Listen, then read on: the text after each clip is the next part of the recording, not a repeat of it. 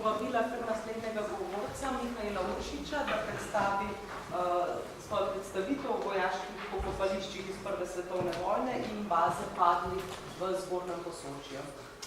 Da povem, baza v Zgornjem Posočju je tudi ena bolj popolnih pri nas, ki je prispevala tudi Tolminski muzej, nekaj je prispevala tudi sama fundacija.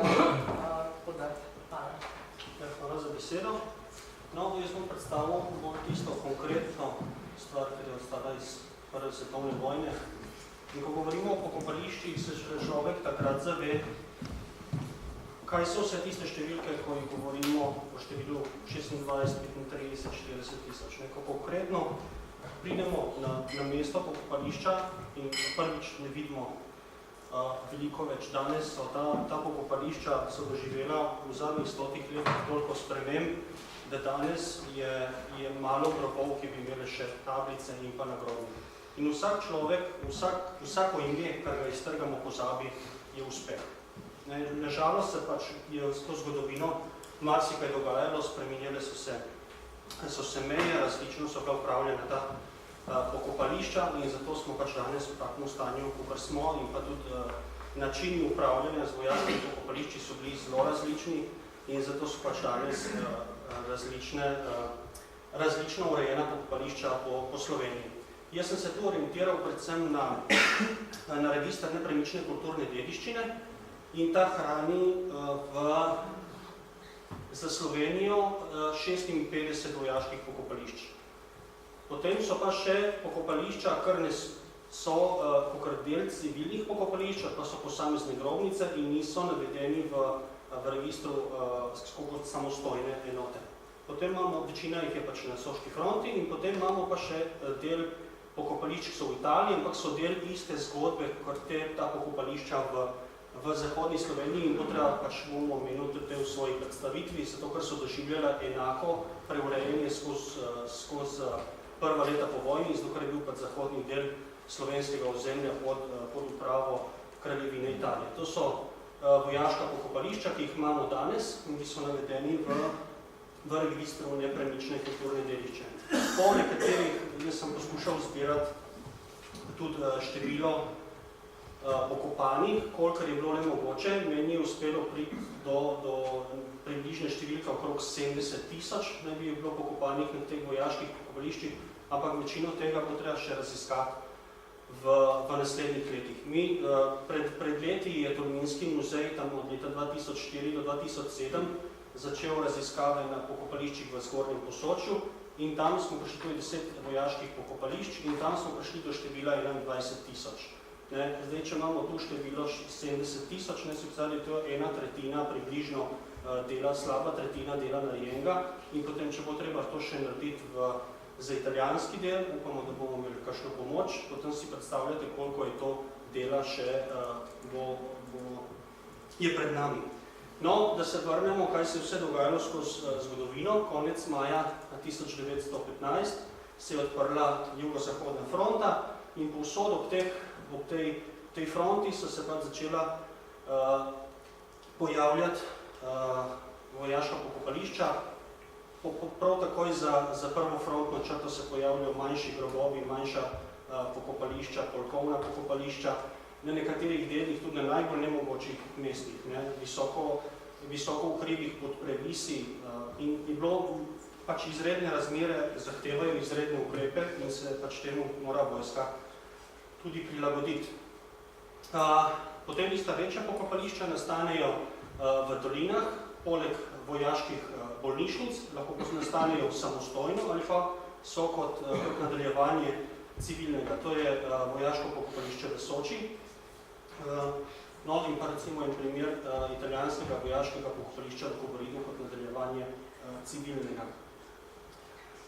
Zdaj, sama fronta na Soči je trajala 29 mesecev in v tem času je nastalo ogromno pokopališč, ampak prva resna urejanje teh vojaških pokopališč so lahko se začela izvajati šele po 12. bitki, ko se je frontna črta premaknila na Piavo in so lahko začele začeli sistematično bolj urejati vojaška pokopališča. Tako da imamo šele v spomladanskih mesecih leta 1918 se začnejo ta pokopališča urejati strani avstro-ogrskih enot in se ta pokopališča združujejo.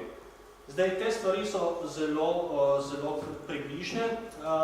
Med vojno je za avstro-ogrsko stran bil ustanovljen inšpektorat, ki je zbiral ta podatke o vojaških pokopališčih in danes imamo za avstro-ogrsko stran v Kriegsarchivu, v vojnem arhivu na Dunaju, podatke za 403 avstro-ogrska vojaška pokopališča. Verjetno, da jih je bilo še več, raziskovalci, ki sem se pogovarjal, kar iščejo recimo podatke o pokopališčih tam okrog Dobrdova, so te kartoteke prazne. Za italijansko stran je pa še bolj zahtevna situacija. To število je iz literature pobrano, ni iz primarnih virov. Med vojno je podatke o italijanskih vojaških pokopališčih zbirala privatna inštitucija, Società di Solferino San Martino, ki je bila ustanovljena v sredini 19. stoletja in je skrbela, da se ohrani spomin na to, na Risorgimento. In teh podatkov ta ustanova še obstaja, ampak tega arhiva, ki je bil zbran med Prvo svetovno vojno, se ne ve, kje je končal. A je bil uničen, a je bil mogoče, se je izgubil. Te stvari bi morali biti predane ob urejanju pokopališč po vojni in noben točno ne ve, kje naj bi to končalo. No, in da se je zgodila pa še ena stvar, konec vojne, tega mi nismo prav pretirano obeleževali. Letos smo se bolj orientirali na 11. ampak v začetku novembra je prišlo do zloma avstro-ogrske vojske in v parih dneh je bilo celotno to ozemlje ponovno okupirano strani italijanske vojske in ponovno pač italijanska vojska je zasedla to območje in ga kasneje tudi priključila in tudi uradno nadzorovala. Zato so po vojni bile narejene različne inštitucije in ustanove, ki so začele skrbeti za ta pokopališča. In najbolj pomembno je to, ta centralni urad Ufficio Centrale per la Cura e Onoranze alle Salme dei Caduti, COSCG, in ta je imel nalogo, da bo vsa ta pokopališča, kar so ostala na ozemlju Kraljevine Italije, na kateri je bila Soška fronta in pa tudi na drugih delih, da jih bo uletil, da bojo šli v arhive, da bojo raziskovali podatke o pokopanjih in da bojo potem na koncu te pokopališča tudi sistemizirali in da jih bojo uredili in pa počasi združevali. No, to je eno tako tipično pokopališče, ki je nastalo ob prvem urejanju vojaških pokopališč. Med vojno so bila ta pokopališča, niti dva križa nista bila enaka. To vidimo potem po tej fotografiji, da je to že prvo urejanje. Vsi dobijo tipske nagrobne betonske nagrobnike ali pa križe in so take res vojaška uniformna pokopališča. No in za takrat imamo podatke, da je nastalo na območju Soške fronte 103 italijanska vojaška pokopališča. Enako so delali pa tudi z avstro-ogrskimi vojaškimi pokopališči in jih je nastalo tam okrog 60 za območje Soške fronte in eno nemško vojaško pokopališče. Ena je tipična stvar, kar je enaka vsem teh pokopališčem. Z vsakim izkopavanjem in z vsakim združevanjem teh pokopališč imamo manj znanih in več neznanih. In to ne samo za avstro-ogrska vojaška pokopališča, ampak tudi za italijanska.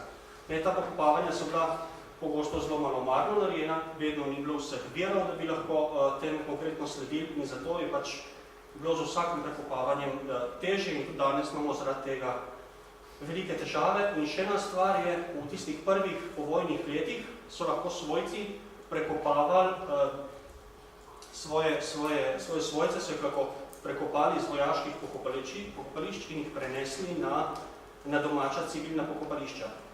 In mi tega jaz sem vprašal še predvsej raziskovalcev, ampak nihče nima nekega seznama in ga še nikoli ni videl, da bi bilo zbrano seznam vseh, ki so bili prekopani. Zato, ker če imate vi, recimo, kar se raziskuje ta vojaška pokopališča, imamo recimo popise, ki so nastali med vojno ali pa takoj na koncu vojne leta 18 ob urejanju in imamo italijanske vire. če imamo enega človeka, ki je bil prekopan tam v začetku 20 let, mi ne moramo vedeti, ali se je njegovo postal neznan s prekopavanjem, ali so ga svojci prekopali domov. In to je velika težava, recimo, pri urejenju teh baz, zato ker imamo zagotovo v tej bazi ljudi, ki so bili prekopani domov in pač zadnji njih še zmeri vodimo v teh pokopališčih. In še ena druga stvar je, pri teh pokopališčih, mi na žalost imamo samo sezname pokopanih. Nimamo pa skic, kako so bile upravljene prekopavanja. Kolikor je meni znano, ima samo Tolminski muzej za vojaško pokopališče Modrejce, konkreten načrt z grobovi, kako so bile te prekopavanje, te pokopališča, za vse ostalo pa ne vemo. Tako da danes bi zelo težko nekako vzpostavili prvotno stanje, ker nam ni jasno, kako so bile te ekshumacije, kako so potekali. S spremembo režima se je začelo drugače gledati na Prvo svetovno vojno in tudi malo drugače bilo to očiščenje in povzdigovanje vojnega davka italijanske države in so se zato odločili za drugo sistemacijo italijanskih vojaških pokopališč v 30 letih. No in takrat so nastale za območje celotne fronte, so začele nastajati kostnice, kar je bilo z vidika trajnosti bolj primerno hraniti in vzdrževati take objekte, kot pa imeti veliko število vojaških pokopališč. No, potem je prišla druga svetovna vojna, to dediščino je presekala meja, se pravi vzhodni del pomočene danes Soške fronte je prišel tudi Jugoslavijo, jugo-zahodni del je prišel pa tudi Italijo in to se tudi dosti pozna, kako so ta vojaška pokopališča vzdrževana.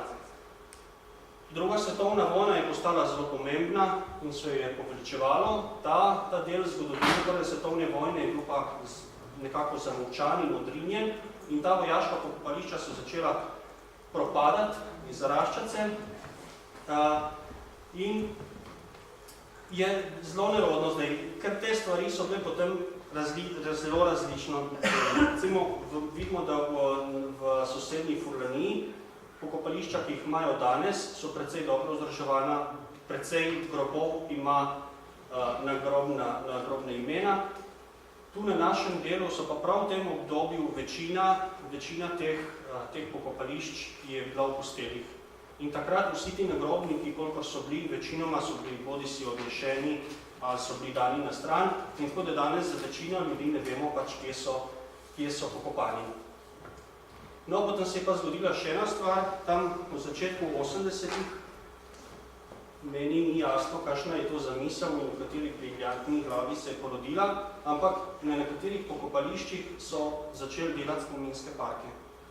To je primer vojaškega pokopališča Ajdovščina in to je pokopališče, ki je precej globoko v zaledju. Tu je bilo velika večina pokopanih je bilo znanih.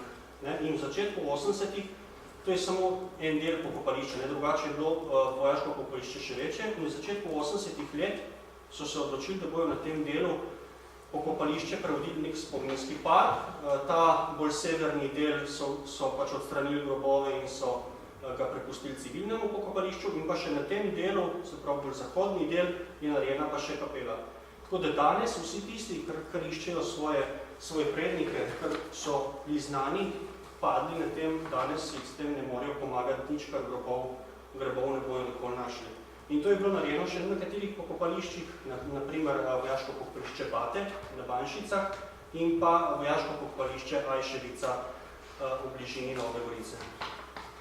Večina pokopališč, če jih danes obiščemo, zgleda tako.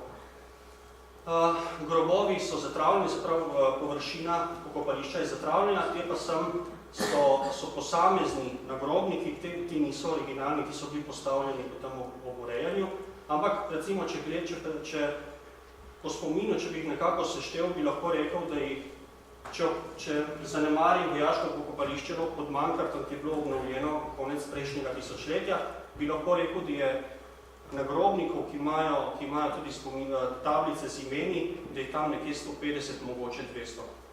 Tako da ta stvar se je res zanemarila v zadnjih letih in vprašanje, če lahko to danes nadoknadimo. Tu sem poskušal narediti, sicer se malo bolj slabo vidi, približno spisek, koliko ne bi bilo padlih na območju Soške fronte, se pravi, da se bomo sredotočil na tiste zahodne, pokopališča v zahodni Sloveniji do Ljubljane in nekako skupni seštevek naj bi bil 64.400, ampak za nekatera pokopališča, recimo Krsopate ali pa na Krasu Lipa 1, Lipa 2, Lipa 3 ali pa Kal nad kanalom nimamo podatkov, tako da bi to število bilo lahko še večje, je do skoraj do 70.000 ali pa 67.000.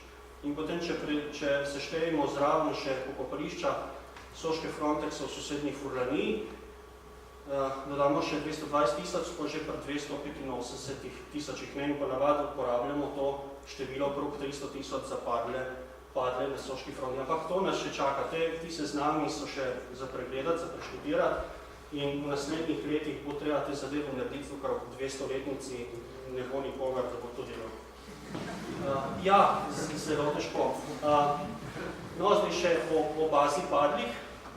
Tam od leta 2004 do 2007 je na tej bazi padlih delal Tolminski muzej, gospod Damjana Fortunat in pa zunanji sodelavec Lovro Galič in sta v glavnem obdelala vojaška pokopališča, ki so v zgornjem Posočju, se pravi, tam je 10 vojaških pokopališč, če štejemo tudi Kosnice. In tu je bilo zbranih 21.000 imen padlih vojakov, od tega je dobre 4.000 jih je italijanskih vojakov, ki so pokopani v Kosnici. Se pravi, vseh avstro-ogrskih, če štejemo še recimo 1000 nemških vojakov, se pravi, jih je tam okrog 16.000 iz avstro-ogrske vojske. Tu so se primerjali tiste seznami starih iz vojaških pokopališč, ki so bili urejene v času vojne, avstro-ogrski seznami in pa potem sezname, ker jih je naredilo to COSCG, ki jih je urejal po vojni. In potem se je pa še tam dopolnjevalo podatke iz matičnih polkovnih knjig, zato da dobimo verodostojne podatke. Ljudje še vedno iščejo svoje prednike. Tudi po 100 letih je ta zadeva še vedno aktualna. Jih ni več toliko, kot jih je bilo v prvih letih po vojni, ampak ljudem še vedno veliko pomeni vsaj tiste zadeve, kar se prenašajo ustno iz roda v rod. In je vsako ime, kar ga dobimo, vsak grob, kar ga dobimo, je velik uspeh. In zato bomo poskušali to nadaljevati. Mi recimo dobimo približno tam od 30 do 50 prošenj vsako leto za poiskati pomoč prednikov. Skoraj vsakemu pomagamo, če ne drugega z informacijami, ampak občasno tudi dobimo celo grobove, se je že zgodilo, drugače pa tudi Tolminski muzej dobi nekaj prošenj. Tega je še vedno veliko in če imam še par minut, bi prebral eno gospa je pred kratkim, mogoče 2 meseca, in smo polovico dela je opravila sama, zato ker je rekla, če lahko pogledam seznam za vojaško pokopališče Trenta, in smo dobili njega prednika, ki je res pokopan tam. No, nisem pa vedel, če je še tam križ z ploščico. In sem rekel, da pač v priliki naj se gospa ustavi in potem čez par tednov je sporočila. Spoštovani gospod, v torek sem se odpravila z avtobusom v Trento. Bila sem zelo vznemirjena in prepričana, da grob najdem. Nažalost sem tako opazila, da ima tablice iz imen in še zelo malo grobov. In še to je največ takih, na katerih piše neznan.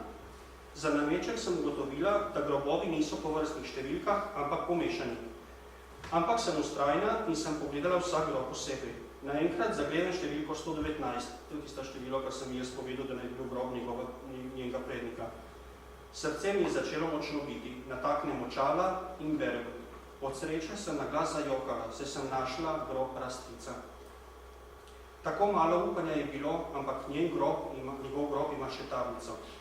Ne morem vam opisati, kako sem srečna. Po 101 letu sem bila prva sorodnica na njegovem grobu. Pokojni ata bi bil zelo, zelo vesel tega. Vedno si je želel iti pogledati, kje naj bi bil stričev grob in se ogledati po Pariški muzej in tako dalje. Žal sem mu ta želja ni uresničila. No, tej gospe se je pa po 100 letih prvič prva sorodnica, da je to uspela. In z vsakim, kar ga dobimo, z vsakim imenom več, je to uspeh.